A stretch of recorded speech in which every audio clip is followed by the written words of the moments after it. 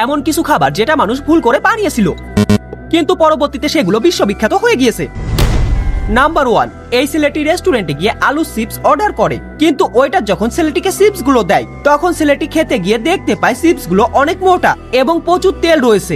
এজন্য ছেলেটি রেগে গিয়ে চিপস গুলোকে আরো অনেক পাতলা করে তাকে দিতে বলে। এজন্য ওইটা রাঁধুনিকে গিয়ে চিপস গুলোকে আরো পাতলা করে রান্না করতে বলে। তখন রাঁধুনি রেগে গিয়ে আলুগুলোকে অনেক বেশি পাতলা করে। এরপর সেগুলোকে রান্না করলে দেখতে পায় একদম মুচমুচে হয়ে গিয়েছে, এবং ওইটা যখন ছেলেটিকে সেই চিপস গুলো খেতে দেয় তখন এই চিপস গুলো ছেলেটির অনেক ভালো লেগে যায়, যার কারণে তাদের দোকানের এই পাতলা চিপস গুলো কিছুদিনের মধ্যে ভাইরাল হয়ে যায় এবং এভাবেই পটেটো চিপসের জন্ম হয়।